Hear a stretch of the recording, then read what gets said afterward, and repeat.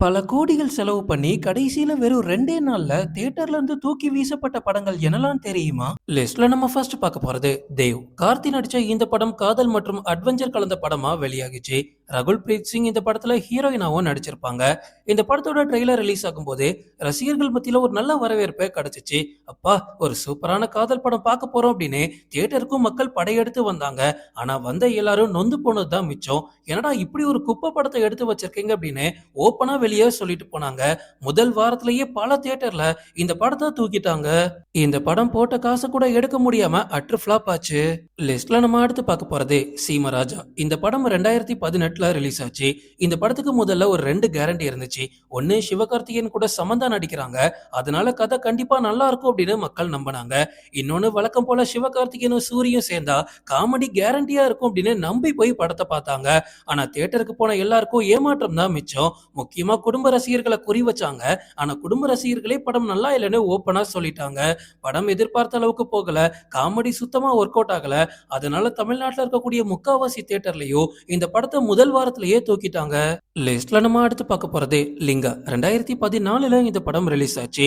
இப்ப இருக்கக்கூடிய 2K கிட்ஸ்க்கு இந்த படத்தோட ஹைப்லாம் தெரியாது. அந்த டைம்ல சூப்பர் ஸ்டார் ரஜினிகாந்த் நடிச்ச படங்கள்லயே அதிக எதிர்பார்ப்போட வெளியான படம் லிங்கா தான். KS ரவிக்குமார் தான் இந்த படத்தை டைரக்ட் பண்ணிருப்பாரு. அனுஷ்கா, சோனாக்ஷிலாம் இருந்ததுனால ஹீரோயின் ரோல்லாம் தெரிக்க போகுதுன்னு நினைச்சிட்டு இருந்தாங்க. படம் வெளியாகிறதுக்கு முன்னாடி ரசிகர்கள் இந்த படத்தை தலையில தூக்கி வச்சு கொண்டாடினாங்க. ஹைப்லாம் இந்தியா முழுக்க இருந்துச்சு. ஆனா படம் வெளியானதுக்கு அப்புறமா என்னடா கதை இது அப்படின்னு மொத்தமா கழுவி ஊத்திட்டாங்க.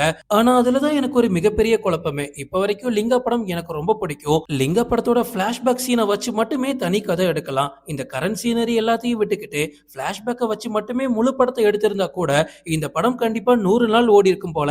ஆனா லிங்கா படம் முதல் சில நாட்கள்லயே 100 கோடி வசூல் பண்ணியிருந்தாலும் அதுக்கப்புறமா பல தியேட்டர்ல கூட்டமே இல்லாம ஒரே வாரத்துல படத்தையும் தூக்கிட்டாங்க.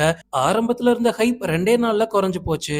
லிஸ்ட்ல நம்ம அடுத்து பார்க்க போறது புலி. 2015ல இந்த படம் ரிலீஸ் ஆச்சு. பல தடைகளை தாண்டி தான் இந்த படமே ரிலீஸ் ஆச்சு. அதனால மிகப்பெரிய எதிர்பார்ப்பே இருந்துச்சு. தளபதி விஜய் நடிச்ச முதல் ஃபேண்டசி படம் வேற. மிகப்பெரிய பட்ஜெட், பிரம்மாண்டமான செட், கிராபிக்ஸ் அப்படின்னு இந்த படத்தோட ப்ரொமோஷன்லாம் தாறுமாறா இருந்துச்சு. ஆனா படம் வெளியானதும் CGI சரியா இல்ல, கதை நல்லாவே இல்ல அப்படின்னு ரசிகர்கள் பயங்கரமா விமர்சனம் பண்ணாங்க. விஜய் ரசிகர்கள் முதல் வாரத்துல கஷ்டப்பட்டு ஆதரவு கொடுத்தாலும் பொதுமக்கள் மத்தியில வரும்போது படம் அட்ரு ஃபிளாப் ஆயிடுச்சு.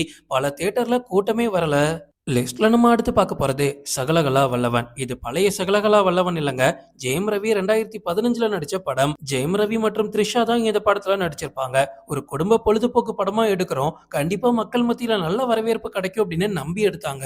ஆனா இந்த படத்துல எதுவுமே ஒர்க் அவுட் ஆகல.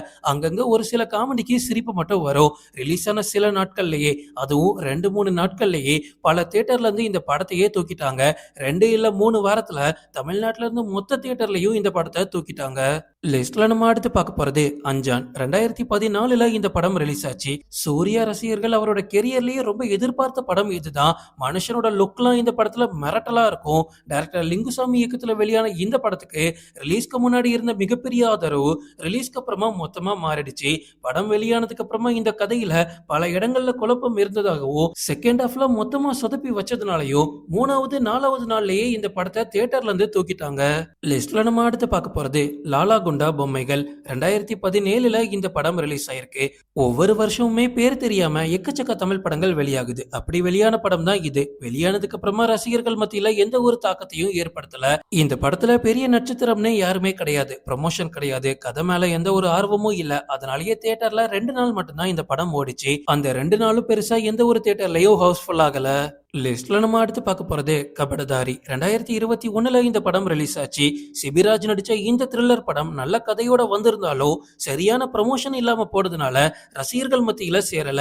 அதுக்கப்புறமா OTTல வரும்போது நல்ல பேர் இந்த படத்துக்கு கிடைச்சிச்சு. ஆனா இந்த படம் தியேட்டர்ல ரிலீஸ் ஆகும்போது சில நாட்கள்லயே தியேட்டர்ல இருந்து தூக்கிட்டாங்க. ஓகே ஃப்ரெண்ட்ஸ், இதோட நான் இந்த வீடியோ முடிச்சுக்கிறேன். இன்னொரு இன்ட்ரெஸ்டிங்கான வீடியோல நம்ம சந்திக்கலாம். Stay tuned.